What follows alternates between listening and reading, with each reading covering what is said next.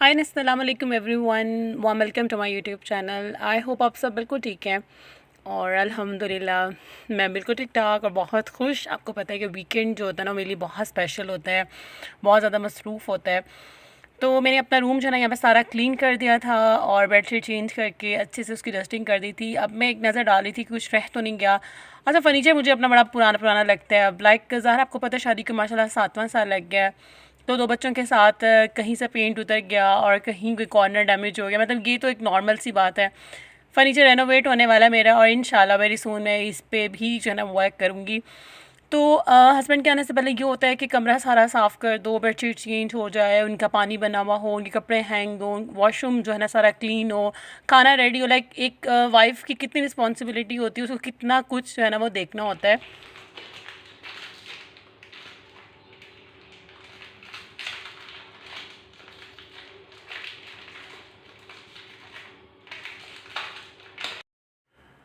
और वॉशरूम की तो वैसे भी आज डीप क्लीनिंग बनती थी, तो मैंने वो भी सारा साफ़ करके ना अच्छे से, तो सोप जो है ना वो न्यू निकाल दिया था और उनका टॉवल वगैरह हैंग कर दिया था। लाइक जब वो थे ना मुल्तान, तो मेरा शैम्पू ख़त्म होना या टूथपेस्ट ख़त्म होनी या सोप ख़त्म होना, तो सलमान की आदत थी कि हमेशा वही नई चीज़ लगाते थे वॉशरूम में। मुझे नहीं पता होता था कब लग गई, कब ख़त्म हुई, किसने रखी। तो अब ये चीज़ें मुझे खैर देखनी पड़ती हैं।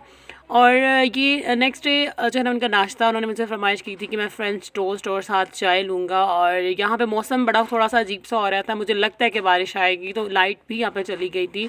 लेकिन खैर सिंगल लाइट में, यूपीएस की लाइट में भी हमने नाश्ता बना लिया और जो है उन्होंने बेडरूम में ही सर्व कर दिया।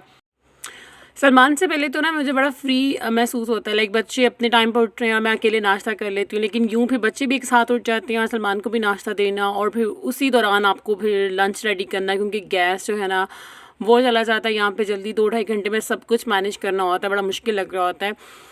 अच्छा, मैं अभी सोच रही थी कि बारिश आएगी, तो इतना क्लाउडी वेदर हो गया और साथ ही बारिश स्टार्ट होगी। और सैटरडे को इतनी ज़्यादा बारिश हुई मुल्तान में, लाइक पूरा घंटा नॉन स्टॉप जो है ना वो शॉवर होता रहा और बहुत मज़ा आया।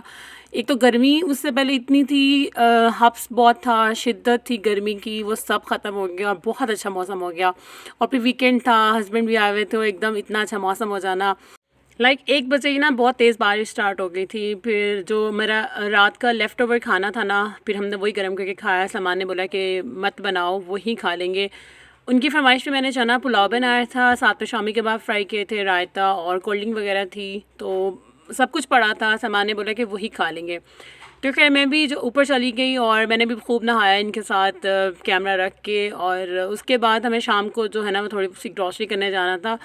लाइक वीकेंड होता है ना, तो फिर मैं इंतज़ार कर रही होती हूँ कि सलमान आएंगे, मुझे ये वाला काम करना। लाइक मेरी जो पाइपलाइन में ना इतने पेंडिंग काम पड़े होते हैं, फिर बस वीकेंड ही वो टाइम होता है कि जब हमने सारे काम जो है ना निपटाने होते हैं। और वो 2 दिन ऐसे गुजरते हैं, लाइक पता ही नहीं चलता कि वो 2 दिन कैसे गुजर गए। और फिर भी एक आधा काम पेंडिंग रह जाता है, फिर वो नेक्स्ट वीकेंड का इंतज़ार कर रहा होता है कि जब वो आएंगे तो फिर हम अपने काम कर लेंगे। अभी वैसे न्यू मंथ तो नहीं आया था कि मैं पूरे मंथ की ग्रॉसरी करती, लेकिन जो चीज़ें ख़त्म थी ना वो मैंने लिस्ट पे लिख ली थी और बस मैं वही लेने गई थी, जिसमें जो है ना बच्चों के नूडल्स थे। और ये वाली जो सर्फ़ है ना, ये मेरी देवरानी ने बोला था कि भाभी सनलाइट जो है ना अच्छा है, आप ट्राई करें। तो मैंने इस बार जो है ना यही वाला पैक लिया था। साथ में चाय की पत्ती ख़त्म हो रही थी और राइस ख़त्म थे, राइस के 2 पैकेट लिए थे, ऑयल के 2 पैकेट लिए थे, चीनी थी और लाइक बर्तन धोने वाला साबुन। बहुत मतलब थोड़ी सी चीज़ें थी जो ख़त्म हो रही थी, बस मैंने उतनी ही ली थी कि मेरा जो है ना वो 2 वीक या 1 वीक आराम से गुजर जाए। फिर इंशाल्लाह नेक्स्ट मंथ आएगा तो फिर पूरे महीने की जो है ना वो मैं ग्रॉसरी कर लूँगी। तो मुझे ये था कि भी सलमान चले जाएंगे, जो जो लेना है मैं ले लूँ, ताकि बाद में मुझे ना वो डिस्टर्बेंस ना हो। और बार बार किसी को कहना भी मुझे बड़ा ऑकवर्ड सा लग रहा होता है कि मैं डेली बेस पे कहूँ कि मुझे ये चाहिए वो चाहिए।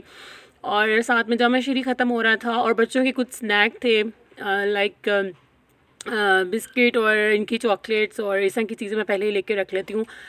फ़ारिस के ज़रा स्कूल भी स्टार्ट हैं, तो उसके लंच बॉक्स में भी चीज़ें काम आ जाती हैं। और वैसे भी बच्चों को शाम में जो है ना वो ट्रीट देना ज़रूरी हो जाता है कि कुछ मीठा बच्चों को चाहिए होता है। अच्छा, बारिश ख़त्म होते ही जैसे ही लाइट आई ना 4 बजे, तो मैंने फ़ौरन से वॉशिंग मशीन लगा ली थी और सामान के जितने भी वो कपड़े लेकर आते हैं सारे वॉश कर दिए। लाइक उनकी बेडशीट्स, टॉवल, उनके जो भी रूटीन में कपड़े होते हैं वो सारे मैंने वॉश कर दिए थे। और उसके बाद फिर मैंने उनको शाम में जो है ना वो रोल वगैरह फ्राई करके दिए। इस तरह चाय वगैरह पी के फिर हम ग्रॉसरी के लिए चले गए थे। तो सैटरडे का दिन कैसे ख़त्म हुआ पता ही नहीं चला। एक तो ग्रॉसरी भी हो गई, रख ली, उनके कपड़े वगैरह वॉश हो गए। तो आज है संडे, संडे को हमने नाश्ता कर लिया, तो अब लंच जो है ना बन रहा है और मैं बना रही थी चिकन कढ़ाई। तो मैंने दम पे रख दी थी, इसका ऑयल जो है ना वो ग्रेवी से अलग हो गया था, तो ये साइन होता है कि चिकन कढ़ाई जो है ना वो रेडी होने वाली है। बस मैं इसको गार्निश करने लगी थी। और आज भी मुझे किचन में इतना काम था, लाइक कल तो ग्रॉसरी का काम हो गया, कपड़े वॉश हो गए, बारिश एंजॉय कर ली, और आज जो काम है ना वो मैंने खाना बनाना है। और खाना अच्छा, पहले तो सलमान आते हैं तो मैं उनके कपड़े वगैरह वॉश करती हूँ, प्रेस करके उनको दे देती हूँ बैग रेडी। लेकिन अब मुझे खाना भी उनको बना के साथ देना था कि लाइक आप 2-3 सालन ले जाएं, चले आपका और कुछ नहीं तो 3-4 दिन तो निकल ही जाएंगे। लाइक एक माँ की ममता जागती है ना, तो कभी कभी वो जो बीवी की भी मोहब्बत होती है ना वो जाग रही होती है। तो मुझे खुद ही मैंने जो है ना अपने पे बर्डन डाल लिया था कि मैं आपको खाना भी बना के साथ दे देती हूँ, तो आपके 3-4 दिन आराम से निकल जाएंगे। वैसे तो ऑफिस टाइम में तो उनका मतलब लंच है वहाँ पे, बहुत अच्छी कैंटीन है और 3-4 बताए थे मेन्यू में खाने मिलते हैं। लेकिन बस ये होता है कि हॉस्टल में जब चले जाते हैं शाम को, फिर उन्हें थोड़ा सा मतलब जाना पड़ता है बाहर, और फिर इस तरह खाना बाहर का खाना, तो घर की भी क्या बात है। चिकन कढ़ाई तो घर के लिए रेडी हो रही थी, साथ में जो है ना मैंने प्रेशर कुकर में तोरियां लगाई हुई थी। तोरी का उनका था कि मुझे बना दो, मैं वो खा लूँगा। और साथ में मैंने जल्दी से जो है ना वो थोड़ा सा रायता बना लिया था, और साथ में सैलेड काट लिया था जिसमें सिर्फ मेरे पास प्याज और टमाटर थे। और पीछे जनाब देखें इतना, मतलब मैं आपको दिखाती हूँ कि जो मैंने बर्तन धोए हैं साथ साथ वो टेबल पे बिखरे हुए हैं। अभी पालक का शॉपर पड़ा हुआ है, अभी मैंने पालक भी काट के रखनी है। लाइक 2-3 सालन मुझे बना के उन्हें देने, और है भी आज संडे का दिन। और भी मेरे माइंड में चल रहा है कि मैं उनके कपड़े भी मैंने प्रेस करने हैं, उनका बैग रेडी करना है, और किचन भी इतना गंदा हो रहा है। लाइक आपको पता है, आप एक खाना बना रहे हो ना तो आपके किचन में इतने बर्तन हो जाते हैं। जब आप 2-3 डिशेज साथ बना रहे हो तो फिर आपके जो बर्तन होते हैं ना, मतलब वो सिंक तो खाली ही नहीं हो रहा होता। चिकन कढ़ाई रेडी हो गई थी बस। और अब मैं देखती हूँ कि तोरी का क्या सीन है, क्योंकि मैंने मसाला भून के तो जल्दी से तोरियाँ कट करके इसमें डाली थी, और तोरी अपना इतना पानी छोड़ देती है। और बस मैं उसको देखूँगी, क्योंकि मुझे ये है ना कि गैस ना चली जाए, मेरे 2 सालन इस टाइम रेडी हो जाएं, फिर इंशाल्लाह जब शाम को 5:30 गैस आती है ना, फिर 2 सालन जो है वो रेडी हो जाएंगे। तो तोरी ने काफ़ी ज़्यादा पानी छोड़ दिया था, लेकिन ये इसी पानी में जो है वो ड्राई हो जाएगी, गल जाएगी और फिर रेडी हो जाएगी।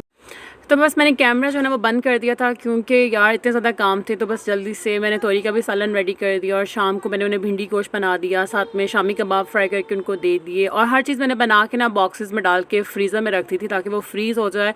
और ड्यूरिंग ट्रैवल जो है ना वो अनफ्रीज़ तो होगी, लेकिन पानी छोड़ेगी, लेकिन वो ख़राब होने का उसके चांसेस बहुत कम होंगे। और फिर शाम को हमने बाहर भी जाना था, क्योंकि वीकेंड होता है, वीकेंड में सारे काम भी होते हैं, लेकिन आउटिंग भी हमारे प्लान में शामिल होती है। और बच्चों ने बोला हुआ था बाबा से कि हमने पिज़्ज़ा खाना है, लेकिन मैंने उन्हें बोला कि यार मतलब फिर चलेंगे, मैं थक भी बहुत गई थी।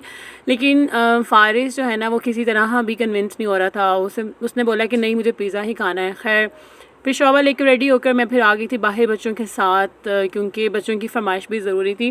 दे कैन नॉट अंडरस्टैंड कि पेरेंट्स की क्या फीलिंग है, पेरेंट्स थक गए हैं, पेरेंट्स के पास टाइम नहीं है, लेकिन बच्चे तो बच्चे हैं ना, लाइक, और उनके लिए फिर सब करना पड़ता है पेरेंट्स को। और ये मुझे इतनी प्यारी एक छोटू सी बेबी मिली, हर नेम इज़ इरहा, और ये मुझे इतनी प्यारी लग रही थी, तो मैंने उसकी मम्मा की परमिशन के साथ जो है ना इसकी थोड़ी सी वीडियो शूट की थी। और ये फ़ारिस के साथ इतना अच्छा खेल रही थी, आई डोंट नो व्हाई, ये फ़ारिस को बार बार बुला रही थी, क्लैपिंग करके दिखा रही थी।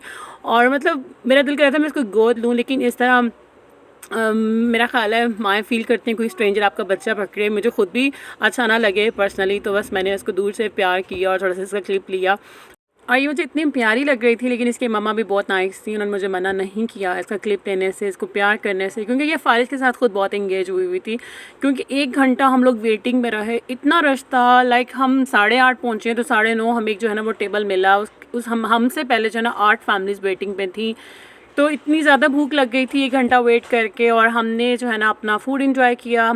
हम लोगों ने extreme pizza with peri peri flavour order किया था, साथ में ऑफ कोर्स ड्रिंक्स थे। और अब मैं वॉइस ओवर करते हुए यही सोच रही हूँ कि यार कैसे 2 दिन गुजर गए, इतने हेक्टिक डेज़, लॉन्ड्री, वॉशिंग और कपड़ों की प्रेसिंग, फिर ग्रॉसरी करना, उसको सेट करना, फिर अपना सारा किचन में चिकन मीट वगैरह और सब्जियाँ, उसके बाद उनको खाना बना के दिया, पैकिंग। लाइक मैं वॉइस ओवर करते हुए ये सोच रही हूँ कि 2 दिन गुजर गए, सारे काम ख़त्म हो गए, और फिर आउटिंग भी होगी। लाइक जो था अल्हम्दुलिल्लाह सब डन हो गया। और अब ये कि हेक्टिक रूटीन के बाद अब 15-20 दिन हम उन्हें मिस करेंगे, वो हमें मिस करेंगे, और बस यही शायद ज़िंदगी है कि इंसान जीता रहता है यार, हर तरह का वक्त आता है चला जाता है, और बस इंसान जो है ना वो ज़िंदा रहता है, इंसान जीता है, और यही आई थिंक ज़िंदगी है। तो बस यार कुरान पाक की वो आयत है ना कि अल्लाह पाक जो है ना वो इंसान पे उतना ही बोझ डालते हैं जितना वो सह सकता है, जितनी उसमें ताकत होती है ना उतना ही बोझ डालते हैं। तो फिज़िकली भी इमोशनली भी हम पे हमेशा वही वक्त आता है जो हम बेयर कर सकते हैं। तो पता नहीं आज का व्लॉग आपको कैसा लगे, फिर भी लाइक करना मत भूलिएगा। अपना रखें बहुत सारा ख्याल। Thanks for watching, take care and Allah हाफिज़।